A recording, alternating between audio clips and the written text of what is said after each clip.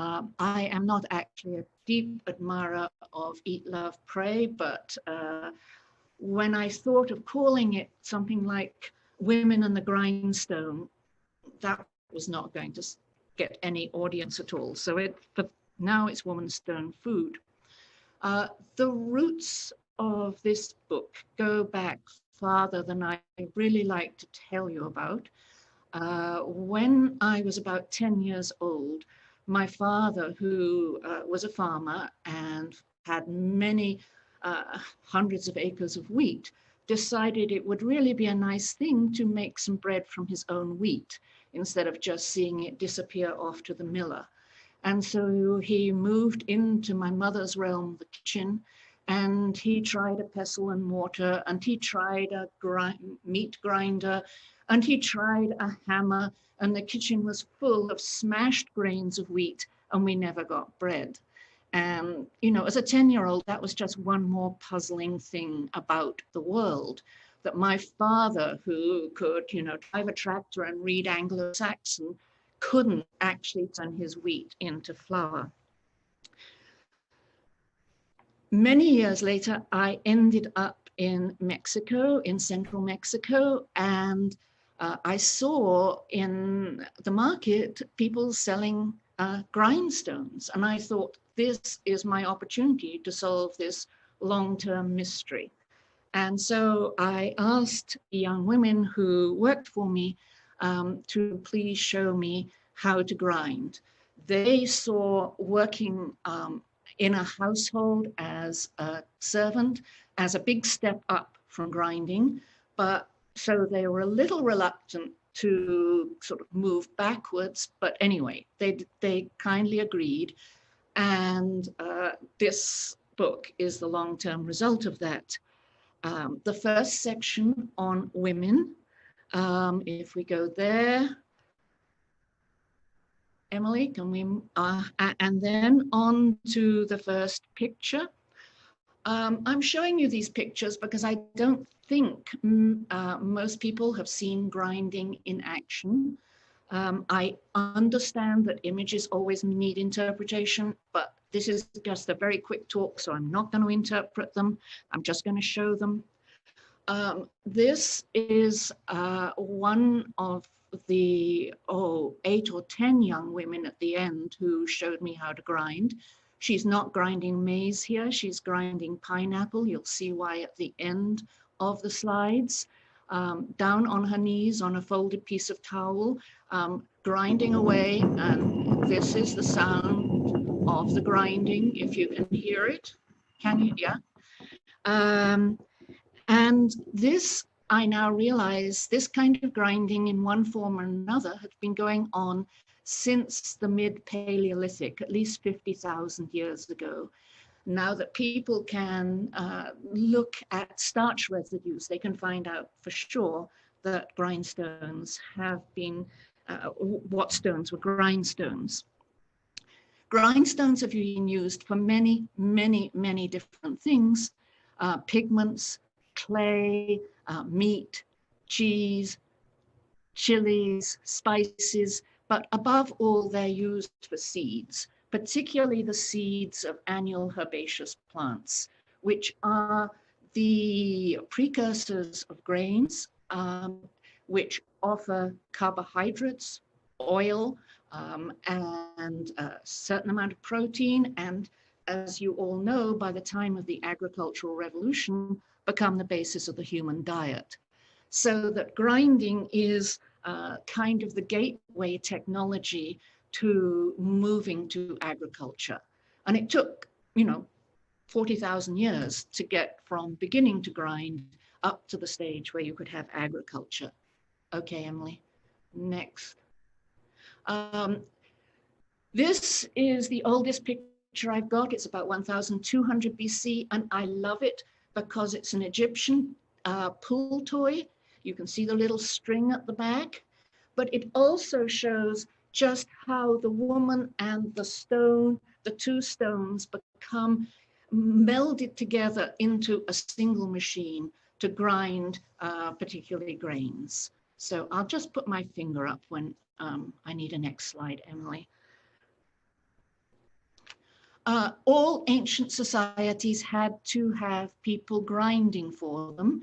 And in all the ancient civilizations that we read about that used hard grains, like wheat or barley, there were rooms set aside, large rooms for ranks of grinding slaves who spent their days just preparing the food for the rich. Elite women didn't grind, but if you weren't an elite woman, you spent much of your time grinding. If you had a soft grain like rice, then you were pounding, so you didn't get out of it. The time was the same in either case. It takes about 5 hours to grind for a family, and for a feast, a Homerian feast, you are grinding well into the night. So next one. We're leaping right forward in time now, because one of my aims in this book is not to tell a sort of neat narrative history, but to map out the grinding and pounding area. This is people in the United States, African Americans, pounding rice. And on I can't see this is in 1915. You can find photographs of people in the Appalachians grinding maize from the same period, right up into the 1930s. Next, Emily. In Laos, pounding rice in 1970. Many people in parts of the world are still pounding rice today. Next. And here is a photograph. I don't know its date until I can get the book on interlibrary loan, but it's from a book published in 1946 of Australian Aboriginal people grinding grass seeds. And so it's not just in Eurasia and the Americas, but also in Australia that grindstones are used. Okay, next, Emily. And here is a slightly better and more efficient kind of grindstone, the rotary grindstone, but still it's woman power powering it. This is a photo from the Illustrated London News of Irish people in 1874. You could find the same thing in Scotland and in Nova Scotia, for example. And the last one of the women, this is grinding in Kerala in India around 2000.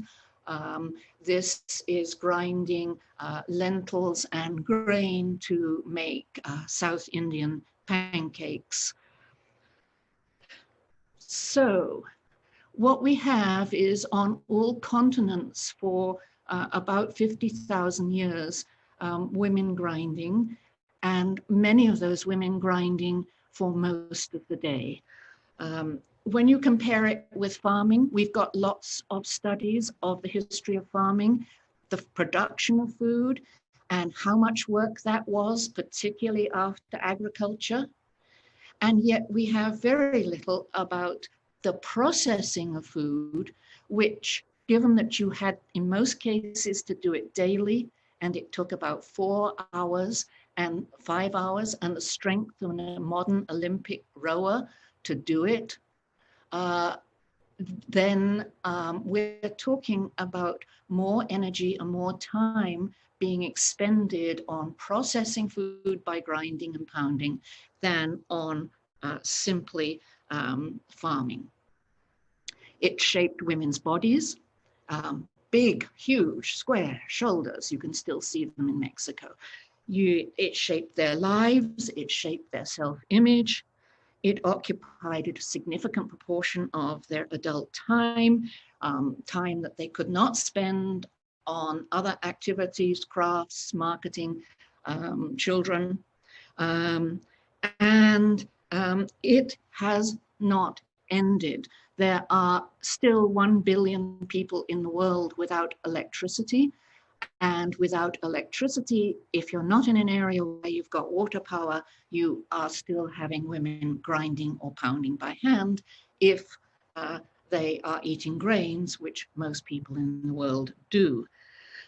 So the issues are, what does this mean for the history of women, for the history of labor, for women's identity? And when you move away from it, is this, as the historian of technology, Ruth Cohen, talked about later changes in household technology, does it lead to more work for women because they have to do other tasks? Or is the move away from hand grinding an engine of liberation for women? That's women. Let's go to stone. And let's look at some of the stones. These, just to give you an idea, are some of the different ways you can mill by hand. The pounding going from left to right, rotary or back and forth motion on a flat stone, back and forth motion on a saddle stone, rotary motion in a cup, and one with rims. We'll now see how those are made. So this is a mine in central Mexico in the mid-1990s. Marcel Olade is going down into it with a candle, and you can just see some dark spots. So next one. This is his son showing me the dark spots. Those dark spots are big hunks of rock that got embedded in the mountainside millions of years ago when a volcano exploded. And it's those dark bits that they blow out with dynamite, which mining engineers tell me has not been used in any modern mining operation in at least 100 years. But they go down and they put in dynamite and blow those white bits out. Then the dark bits, then they're about this huge, they're huge for a metate. They lug them up to the surface, and so next one. These are their chozas. They're called rough shelters, briars, because they're on the top of a mountain and the sun beats down, and you can just see one man in the center there, just about, if you look carefully, who is taking advantage of the shelter to rough out the metate. It's too heavy to take to their houses to do it. And the next one, here is Manuel again in his backyard doing the final shaping of the metate. You can see it's got 3 legs, so it will balance on any surface, and it's tilted, which makes the life easier for a woman. So next one. And here, I think one of the interesting things is that the skill in making these metates is quite incredible. This left to right are for spices or chiles, for maize, and for cacao for chocolate. And they are made precisely to size. They don't have any rulers or anything like that. They use body parts. But each one has the same height legs, the same length. The dimensions are exactly the same. So this is significant sculpture. Next one, Emily. Okay, we are jumping around in time again. This is going back to prehistory, to an early village in Iran.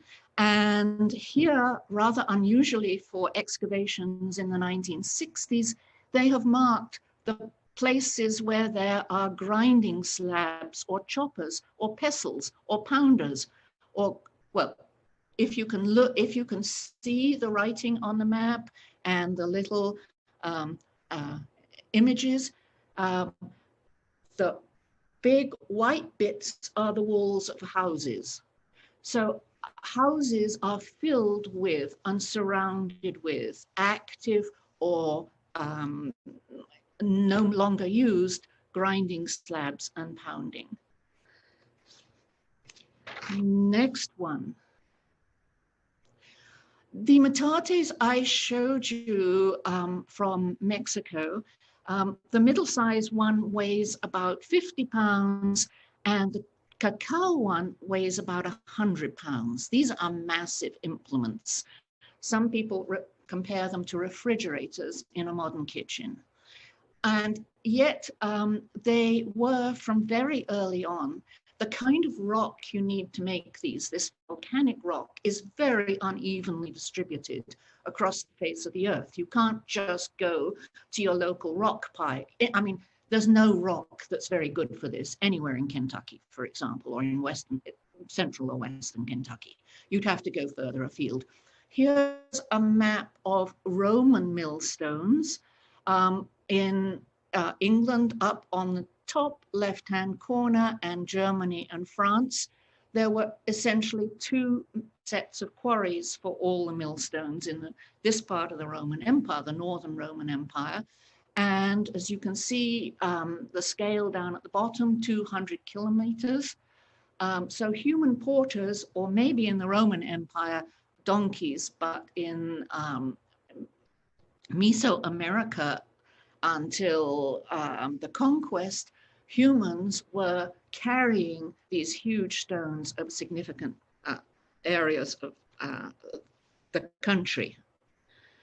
So this kind of issues I'm interested in here are the technological ones, the experimentation, the high level of experimenting in how you shape these things, how you make it easier for the woman by various kinds of placements, how you collect the material when it comes off. I'm interested in the economic issues, the long distance trade in heavy, awkward objects. The kind of comparison people make is a refrigerator in a modern household in terms of its longevity, its centrality, and its cost. And the cultural and cognitive aspects. The cognitive aspects, some archaeologists are doing some rather speculative but quite interesting work on the fact that this technology goes from the mid-Paleolithic all the way up. And so it's tracking the changes in human cognitive abilities and human abilities to think and manage materials. And that's an interesting issue. There's also the issue of what does this rock mean? It's very obvious it's used ritually in many ways for the birth of a child, marriages, death, and there's a growing literature on what that means. So I realize I'm going on a bit. Let me go quickly to food. The whole point of this really is to get food. So first one. Here I want to stress that the sophistication of the products, the machinery may be simple, but because the woman is working it, she has great control. And so actually the products are more varied and of higher quality than you can get when you get the water mills. So the water mills reduce labor, but they don't improve the product. And this, I won't go all the way through it, but here's what you can do with maize, depending on whether you grind it toasted or dry or wet, how many times you grind it, how you cook it if you cook it before preparing it. Next one, Emily. This is a rather blurry one. This is barley being turned into flour to give you an idea of what the surface of the grindstone looks like. I was interested in this because Plato and Aristotle would have had bread made in this way out of barley flour. And I wanted to know what Plato and Aristotle actually ate. Next one. This is the various stages of flour you can get. The one on the left has been sieved. By the time you reach Egyptians with fine fabric, you could get white flour as good as we can get today using this technology. Next one. This is another use. This is a clay metate, actually, which you can use for the softer kind of chilies. And here you have it used to reduce the very tough skins of chilies and tomatoes to a vegetable puree sauce or salsa, which is still being made. Highly sophisticated and healthful cuisines. And just two more, so one more. Here we actually have a man working. Of course, he's a slave or a servant. Anyway, he's a very menial person. It is very, very rare to have men work the grindstone. When a man came to my kitchen to learn, an American, the young women who worked for me just had to run to the next room to contain, so he couldn't hear their laughter at the absurdity of a man getting down and grinding. So here you have the way that you've got the same old three-legged metate. This is somebody grinding for chocolate. And the very last one. And this is an image by the Mexican painter, costumbrista painter, Jose Agustin Arrieta, in the 19th century, of what you might call an upper middle class collation, where people are going to be served refreshments and drinks, and the drink is a pineapple drink, what would now be called an agua de piña in Mexico. And the reason in that first slide I showed somebody grinding pineapple, and here it's me grinding the pineapple, is that I wanted to see what this young woman here, the servant on the left, grinding the pineapple, would be doing. Pineapple's actually rather a breeze to grind. It's just difficult to collect the juice. Issues here: labor in food processing, the relation between processing and health. I haven't gone into all that. Labor relations in society. I'm raising more questions than I can possibly answer in one book. My aim is not to answer all these questions, but to draw attention to the centrality of grinding in feeding and maintenance of the human race, human societies over the last 50,000 years, which has been obscured, I think, for those of us historians in the West, because we moved away from it beginning in the Roman Empire in the Middle Ages, and then particularly in Northern Europe and the United States, with the ready availability of first water power and then electric power. But, and now, of course, it's all done. The grinding still goes on. It's just done in huge mills in Minneapolis, so that we don't even think about it. I think it's an issue, and my book is not intended just for historians, but I'm talking to historians today. I think this is an issue for historians, or that historians have at least as much to contribute to as the archaeologists who have rather taken it over recently, because it didn't stop in prehistory, it's going on.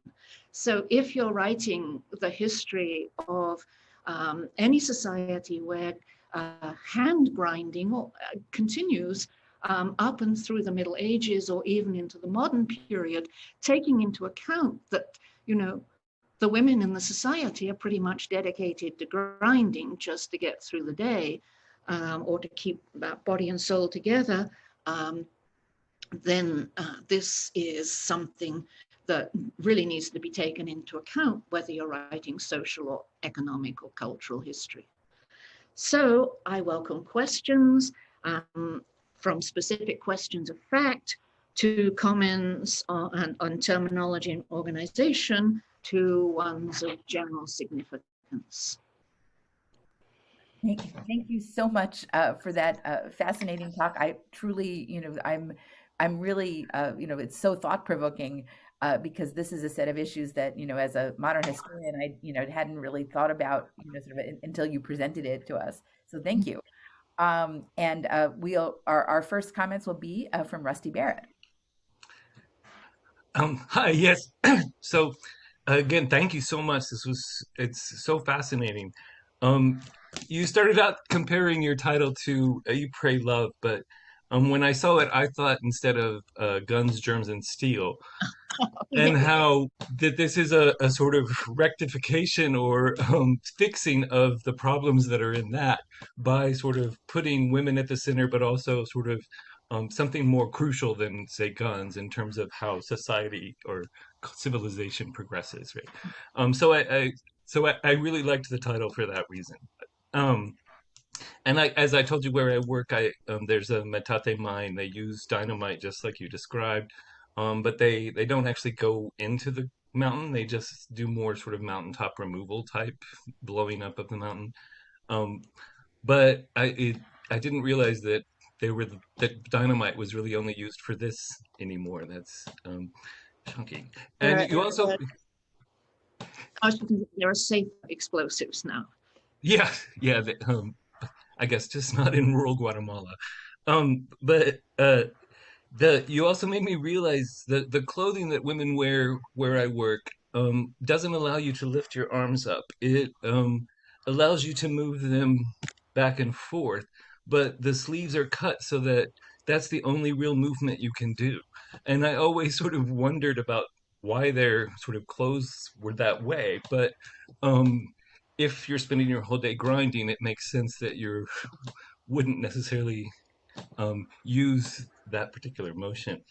Um, I was really interested in the typology of metates or grinding stones. So, um, like, what are you talked some about the functions that different sizes are used for different grains or for chiles or so on.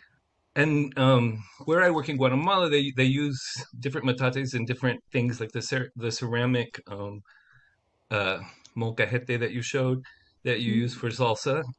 That's just passed around the table with the sort of stone taken out of it. And but they use other metates for different things, right? And I wondered if you could talk a little more about sort of the specialization and how that does it vary according to sort of the grains involved. So you so a lot of the sort of metates, like the one you showed from Egypt, is just like the ones in Mexico, but you showed other ones that, like the ones for pounding rice, seem really different. So I wondered if you could talk a bit about that. And then the other part I thought was really fascinating in reading about your work is this idea of how um, metates and women and how sort of whether or not having a electric grinding place is a form of liberation or not, and particularly the way that these other women are often sort of required to grind even when technology is available, and I've seen that as well. And I wonder if you could just talk a little more about the dynamics of that as well. Just start. I'll let you answer those before I go on. Fine. Clothes, I hadn't thought of that, but you're right. That's fascinating. Yeah. Okay. So I will add that in to the shape of women's lives. Um, yes, they are. I mean, they look, metates, grindstones look like one thing, but they are not.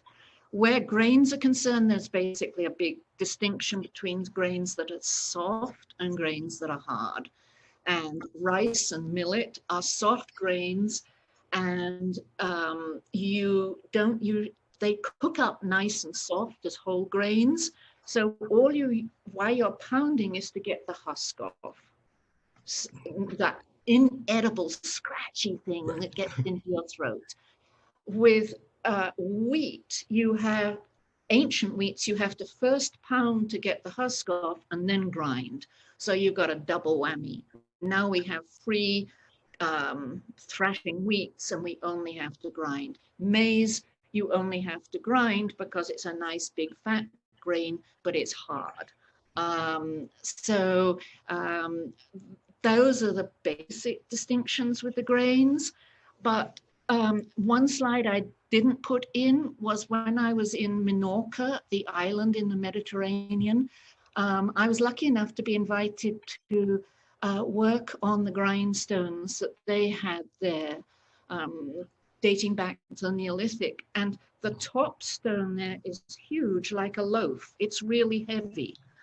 And I think the reason there is not a difference in the grain, but there is no volcanic rock on Minorca, and they have to use limestone. This is just a guess.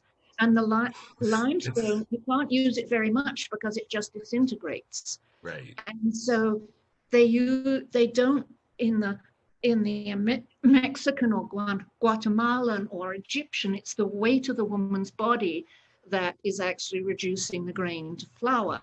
But in the Menorcan one, the top stone is so heavy that you just sort of slide it across and it crushes the grain.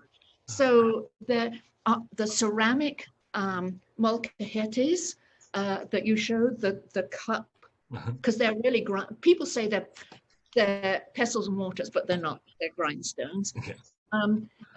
The reason there is that in Maya country, you've got much softer chili skins than you do in Mexico, or northern Mexico, where you have habaneros and things down there, whereas the standard northern ones, the skins are tougher and you need a tougher grindstone. So I can go on about that. On the women front. Yeah, I mean, this is a really tricky, you've got to have alternative employment. If you haven't got alternative employment and the woman doesn't grind, she has no purpose because she's not going to be able to feed her family.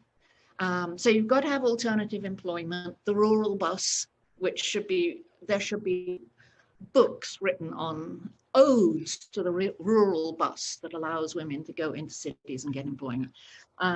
You've got to have an alternative grinding mechanism, which has to be electricity if you're in arid regions. Or I guess you could have windmills if you had steady winds, but you have to be in areas with those.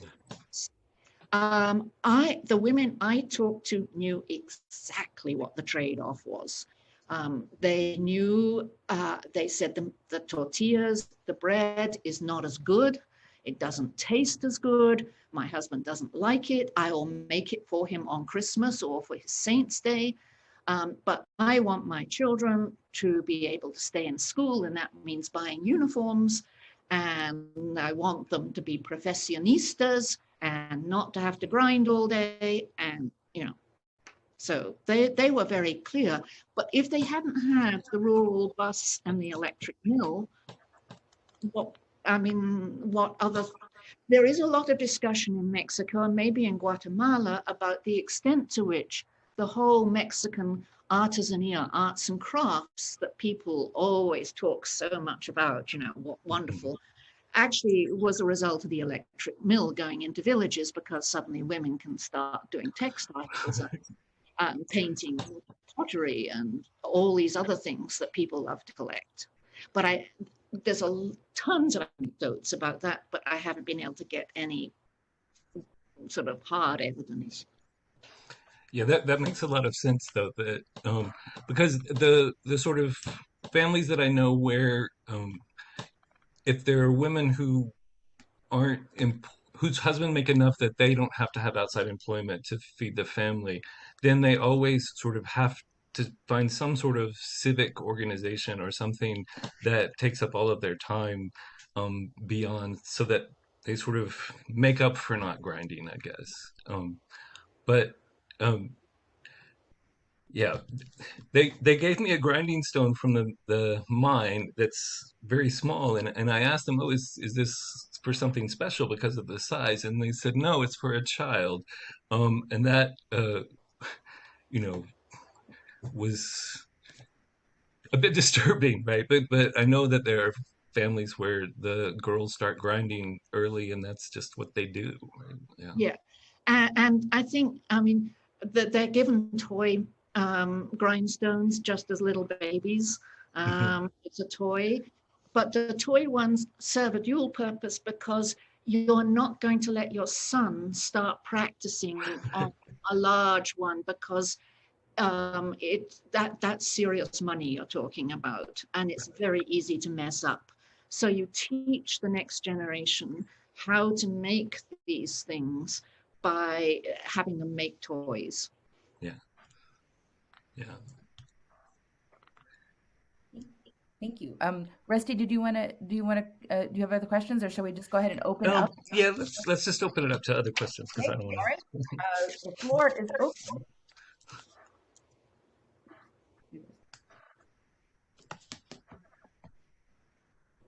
Anybody want to? I'll go. Hi. Sorry, let me turn it. Hi, Srimati. Sorry, I don't mean to look like a confidential informant. Hi, Rachel. I'm so pleased to know you're here around in town. We were just teaching a food and culture and gender course last semester. I wish I had known. And like Rusty, I am poaching as an anthropologist. But I'm missing my archaeologist colleagues in this conversation. So I wanted to know a couple of things. So I'm going to ask my boring anthropology question, which is that in this idea that women grind and mostly men do not, like, is there any kind of like symbolic significance attached to gender? Is like in that grindstone, is there that in the ancient one you showed, is there something that tells us she's a woman? Are we, or are we projecting back? Yeah, how do we know she's a woman, right? So is there something in the symbolic system, in the religious system so I'd like to know that. Second, I wanted to tell you as a Bengali from India, we have, I think people, we don't grind rice so much, but wheat is regularly ground in mills, mostly even in little tiny villages. But we grind on a similar granite stone, mustard seeds and poppy seeds, which are like a really big treat. So, in that context, I was thinking about, before we assign this kind of temporality, like as if like a kind of ancient regime that has to continue. I think across India, we can see that people keep some things for certain grinding practices for home use and certain kinds of things, and they also adapt to livelihoods in other ways, right? So the grinding of wheat is actually more, you don't grow that much of it, you don't grind that much of it, it takes time. Most poor people are in daily labor in agriculture, right? It's more cost effective for them to buy that wheat. So it's not, women are, Esther Bostrup said that in 1973, women produce much of the world's food. They're not, right? Women don't lack employment in the developing world or elsewhere. So, but I was thinking when you said this artisania, that reminded me that what's coming back now is that besides that, there are certain, there is this hand grinding of wheat to make a certain kind of, fancy home ground kinds of things. So I just wanted us to think about that. Thank you. On the projecting back, yes, I don't have any evidence that all the way back it's women.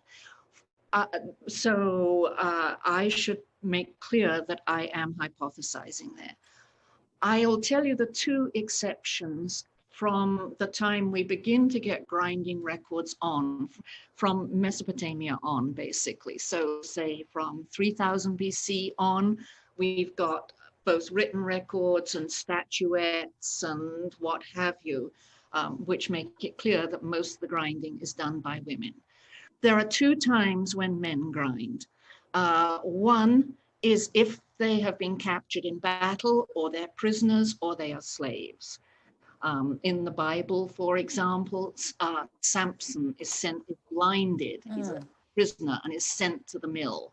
And it's especially bad punishment, I believe, because in the society he lived in, it was women who ground. So it's feminizing. Other exception that is absolutely fascinating, and I just really want to know about it, is that the Roman army made their foot soldiers grind.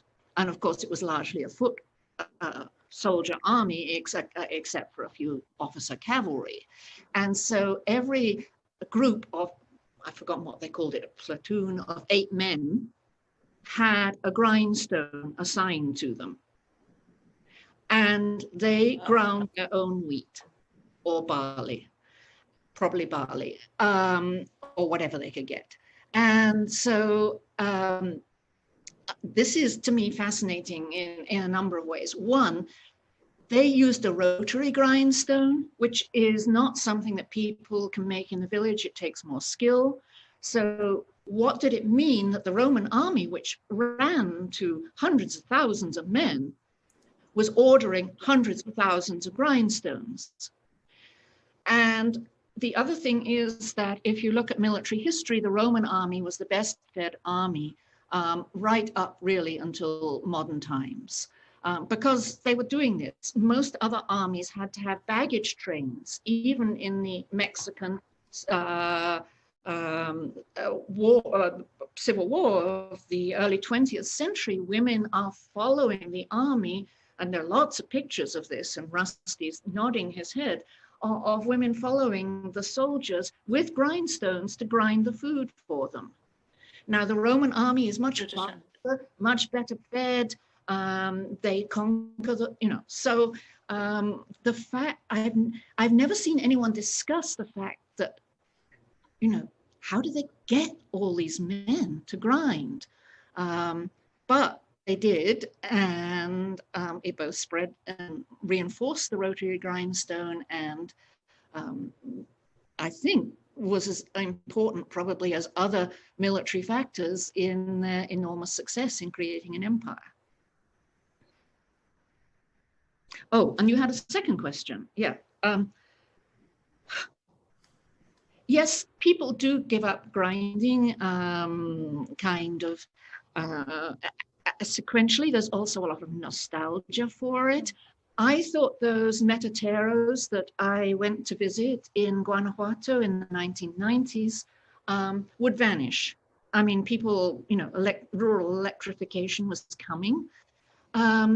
They, in fact, are booming. If you go to Austin, Texas, they're exporting to Austin, Texas, because now every Mexican family wants to have a metate on their porch as a kind of memorial of the good old days, I guess.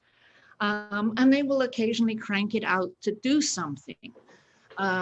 Then you also have another level of people saying, well, really, this was identity.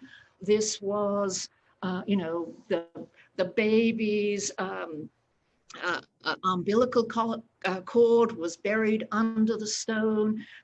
The baby was given a metate when it was born. It's life and death. It's turning, dead seeds into living bread. And it tastes better. So, shouldn't we go back to it?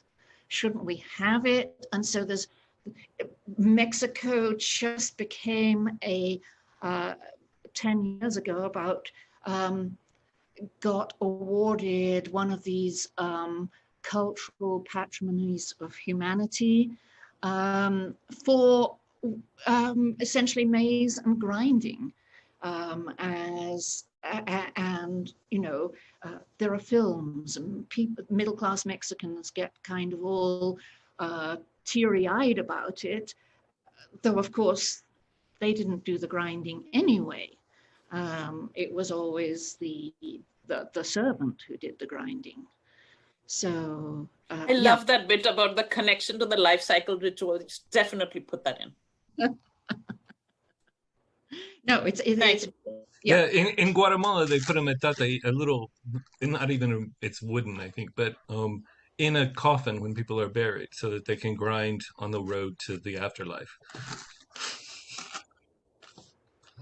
And you get there's I have read, and I need to do more on it, but in India, in certain parts of India, in certain groups in India, the woman stands on the grindstone in the marriage ceremony.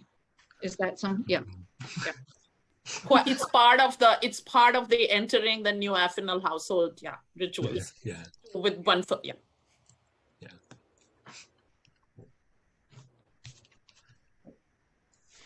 Okay, Rachel and Karen. I think Rachel was ahead of me. I'll let Rachel go first.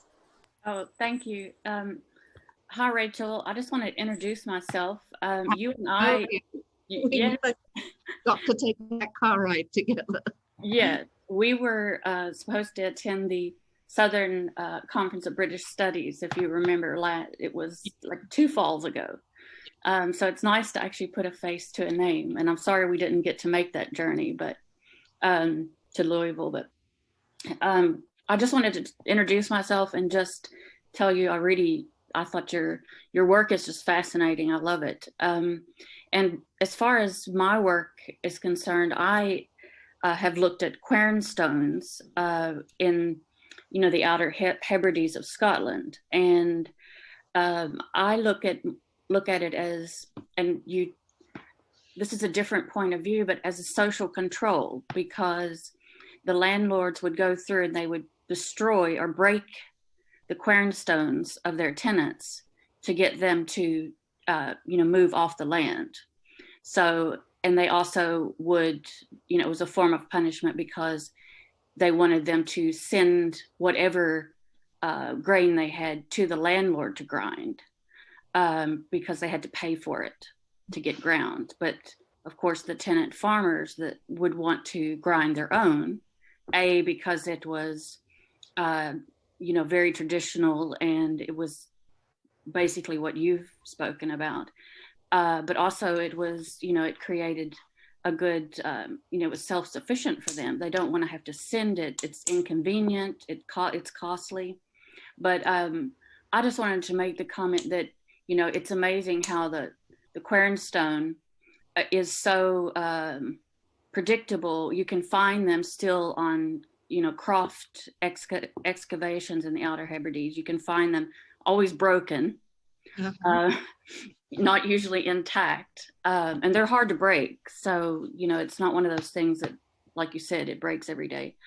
And just as a, tying it to a form of social control, which I find is really fascinating, that it has all these different, links to different, to anthropology and archaeology. I know that we can date sites just by, if you find a quernstone or a piece of one, you can date the site. But yeah, thank you. I think it's fascinating work. No, I'm glad you brought that up because there wasn't time to go through it.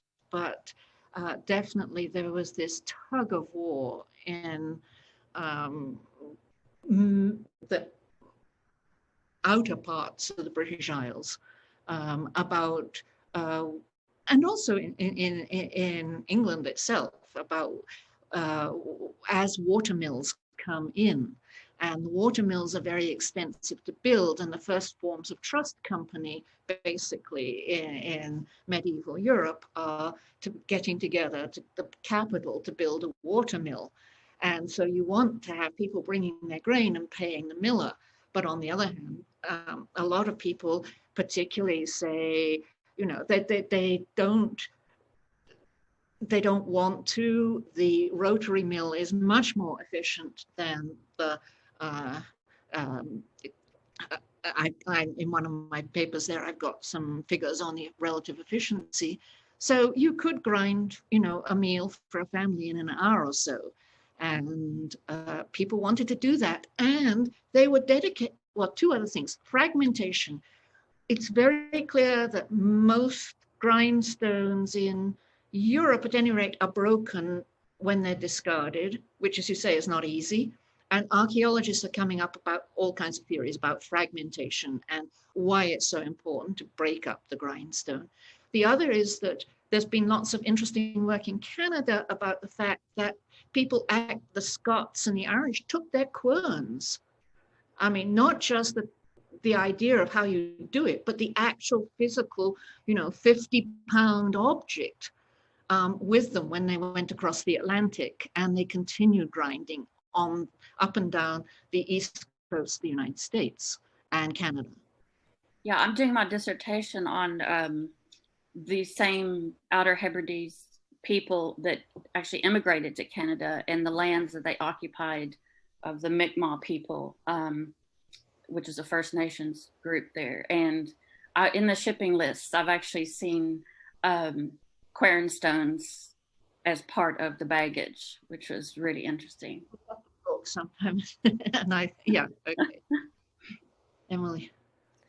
Yeah, I just wanted to follow up the thread about marriage and like the place of marriage in like your life, the time of life, and then how the marriage operates in society, because you have some really interesting questions in the written paper about, how the places that these grinding practices are happening map onto their socioeconomic relationships, right?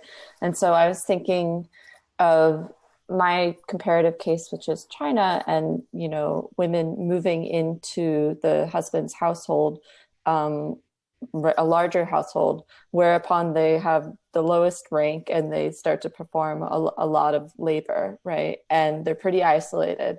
And so they're coming with a set of skills that have been given to them as the kind of repertoire for being married, right?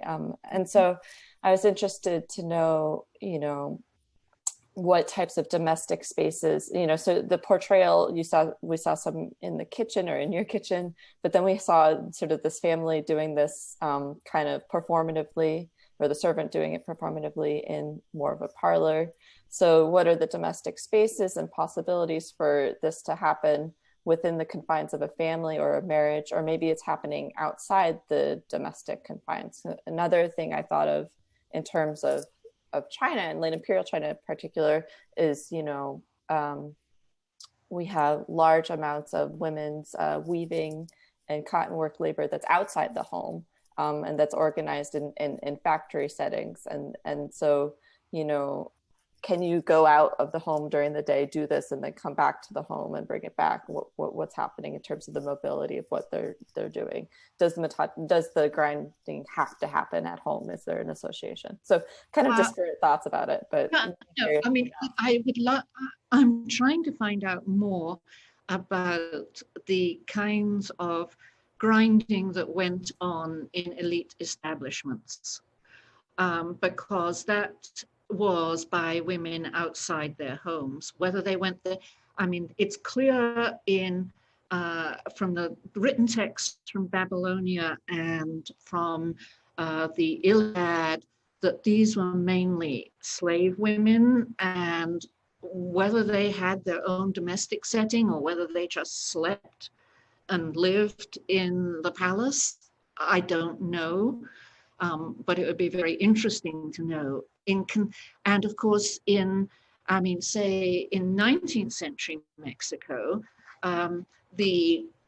any well-to-do family, had servants, obviously, and in order to provide the cuisine, this is a slightly different point, but I'll get back to the domestic setting. A well-to-do family had 7 grindstones, or they had a traditional sort of Islamic-inspired pestle and mortar. They had a molcajete. They had one for grain, one for meat, one for cheese, one for spices, and one for, what have I missed out? Chocolate. So you have a lot of servant labor in elite houses going into that. This is often young women who live in the house prior to marriage. In the domestic setting today in Mexico, grinding is a lonely business by and large. It's done out in the backyard of the house, usually, not in the house itself. The weather's good most of the time. Sometimes people say, well, didn't they sing as they ground, or didn't they chat to other women? You would, well, yes, you didn't sing. You can't grind and sing. I mean, forget it. You can do it in between. You can pound and sing. You can't, I don't think you can grind and sing. If you're going to gossip, you get your sister-in-law or something to bring her metate along, and you set it up in the backyard, and you'll grind for a bit, and then you have to take a breather because it's such hard work, and then you do the gossiping, and then you go back to doing the grinding. So it could be social, but the impression I had was that it generally wasn't frightfully social. It was largely household yard oriented, but I really need some sociologist to go in there and look at, I mean, this is just, I was doing this as a hobby in Mexico, and it sort of got to more, and there is relatively little on a lot. There's a great deal of interest in the intellectual community on maize as sort of a symbolic object in Mexico. There's a great deal less interest in how you actually turn it into something you eat. Thank you. I have a question myself. I'll take the opportunity to ask, which is about, it sounded like I mean, both in terms of the, the mining of the stone and the carving of the metate, that aspect of it is a specifically masculine task. That is completely masculine. Yeah. And then that even little boys are supposed to be learning how to carve metates for their little girl sisters to grind with. And I'm very curious about, how that, sort of the ways in which gender plays in there with this sacred object being constructed by men and used by women. How are you thinking about that? I'm trying to grapple with it, is basically what I'm trying to do. I mean, there's been a lot of work on the making of grindstones in the American Southwest. And they're much more basic grindstones. They're just a round slab of stone. And there both men and women will go off to the mountain and they'll kind of root around in the scree or what have you, or chip something out, but it's not a highly skilled thing. But the further you go along with the skill, first of all, with the rectangular and shaped metates, then with the legged ones, and certainly with the rotary grindstones, I think it becomes a man's activity. Just as, the water mills. But I mean, when you move, I mean, this is going back to Rachel's point. I mean, another of the shifts that goes on when you change from hand grinding to water mills is that the power to feed the family moves from women to men. So Karen, I didn't really answer your question. Yeah, I mean, strong gender marking, obviously, but how to link that with elsewhere? I mean, any comments on that from the Indian perspective?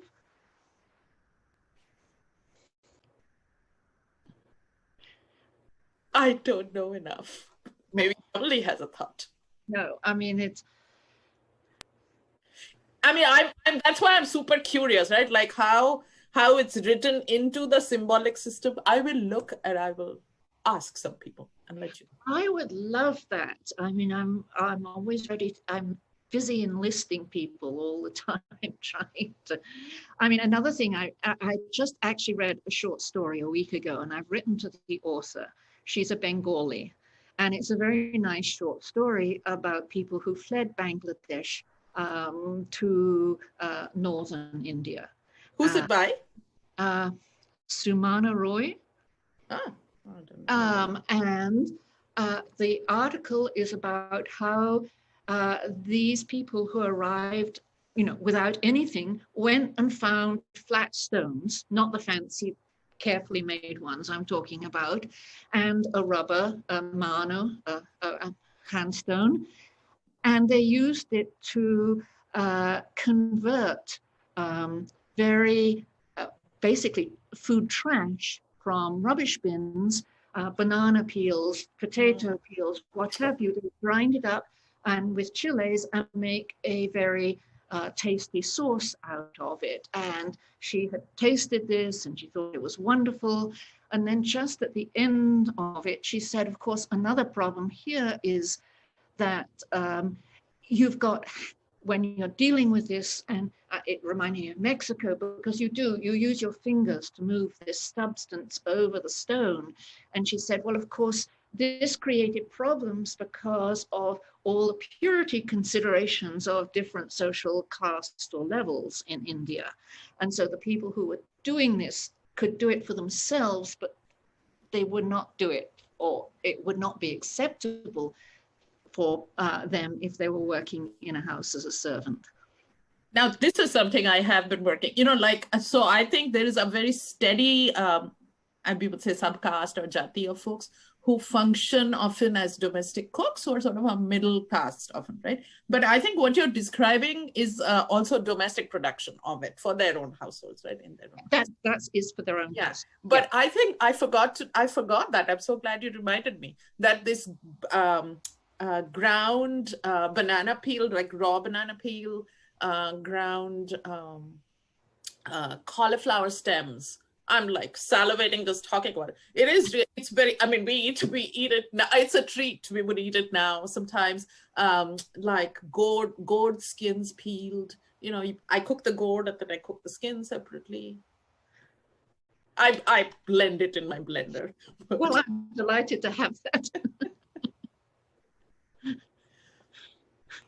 Can I, there was another question I wanted to follow up on, is the question of the broken stones. Now I understand in the context that Rachel's talking about, that's about violence between the mill owners and the craftsmen, what would you call it? The peasants who would, who obviously if their stone is destroyed, then they have to, go to the mill. Were you suggesting that there's also a kind of ritual, disposal of these things when they're no longer good, that some kind of religious or ritual significance? Again, here I'm, this is a mixture of my own observations and secondary literature, but there is a large compared to the American Civil War, this is sort of minuscule, but there's now 4 or 5 articles on the fact that in many Neolithic European sites in Central Europe and beyond, the millstones do go into the grave, but they're broken, they're fragmented. There is actually a book by an archaeologist called Fragmentation, because he has a whole theory of fragmentation across the board. And this plays into it. I haven't I've noted it, I haven't grappled with it. They're often also built into the walls of churches, and whether that is simply that here's a nice piece of stone that we might as well use, or I doubt it, because Gothic church building or Anglo-Saxon church building in Europe was pretty, pretty careful. They're not just picking up any old bit.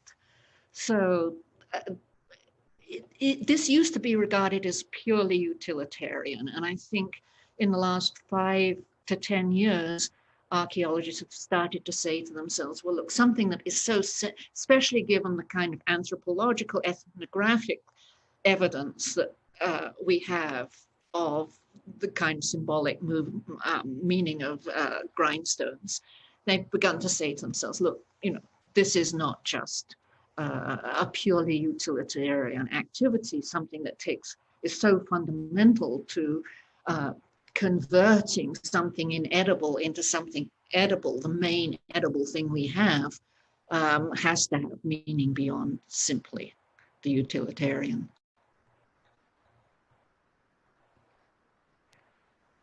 Thank you.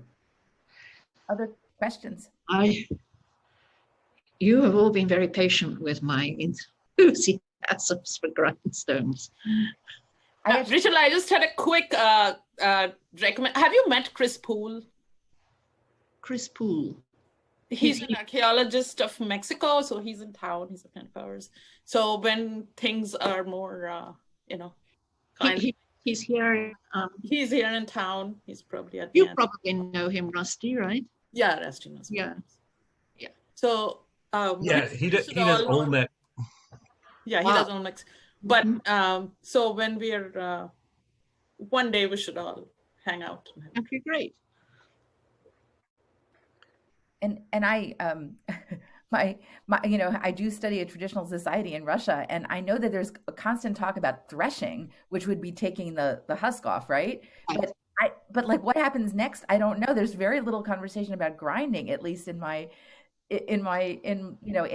kind of the way that when you think about when people talk about the agricultural labor, there's a constant conversation about threshing and not a conversation about grinding. So I don't know what's happening even.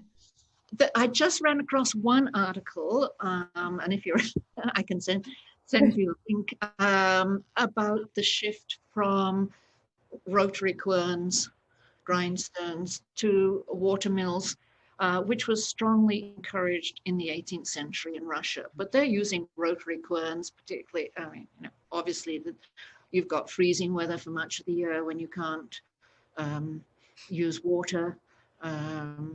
And I don't know the geography, but I don't think you've got lots of small, fast-flowing streams, which is what you really want for water mills. Yeah. Thank you. Well, thank you. All right. Other questions? I had a quick one about the chart that you showed, showing the different preparations coming out of the maize, and if it's wet or if it's dry, but also the number of passes. And so is there a mapping onto this is a festival food versus this is an everyday food in terms of how coarse things are? Yeah, there's a sort of dual mapping. Tortillas are at the top. It looks as if in Teotihuacan, for example, actually, this gets back to the spaces. The one guy who did a lot of work on this, who unfortunately passed away a year or two ago, thinks that there, in that urban setting, tortillas were fast food, mass-produced, and it was not a domestic, because making them is very fuel-intensive, and it makes sense to have them cooked in a central location. Now where did I get off? Go back to your question. I've gone off. Just about the, different amounts of labor input required. Oh, yes. Foods. I mean, gorditas, little fat things, are only ground about 2 passes. So if the woman is really pushed one day for time, she will make little fat things, like hoe cakes, basically, instead of making thin tortillas. Tamales, a festival food, they don't require as much grinding as tortillas, but then the labor afterwards of shaping and filling them add the ceremonial aspect. So yes, pinole, it takes a lot of it. That's when you toast the maize first and then you grind it. That is very labor intensive. It takes 7 passes, but it's wonderful food because it's pre-cooked, and it's what warriors took, and it's what travelers took, and it's still made in Mexico and in the Canary Islands. And you can either just eat it as a powder, or you can add water and stir, and you can eat it cold as a kind of cold, or you can make it into a drink, or you can make hot water and a porridge. So it's worth doing the extra labor for this portable, durable food that predates the granola bar by thousands of years. Yeah, it's just really fascinating to think about these different levels of processing, whereas, and you think about the number of foods that are unprocessed that we're not talking about here, right? And so the processing is at the center of preparation rather than gathering or butchering or something like that. And it's really interesting. Thank you for opening these ideas. One point about that, Yeah. It's also the case that in maize, the more processed, because if you cook it with lye and grind it, you're not going to get pellagra. Mm-hmm. And pellagra is a nasty disease that disfigure, diarrhea and facial things, and then dementia. It was a plague in the United States in the 30s, and it killed thousands of people because in the United States, they didn't do this cooking first of maize. And it took them ages to figure out what was going on. Whereas Mexico, who did this, first you cook it in alkali, and then you grind it, and then you make it into tortillas. They never had the problem. Wow. I'll let you all go. Any other, but before we do, any other thoughts or comments? If not, I want to thank you for an incredibly fascinating, eye-opening talk that just, sort of changes in some ways the way I was thinking about world history, right? I can't say that I thought about history in that grand scope as much, but fascinating. This is really, really excellent work, and I look forward to seeing it as it develops. Oh, thank you very much. And thank you for all your comments are so helpful. So thank you very much. Thanks so much. Thank Wonderful. you. Thank you.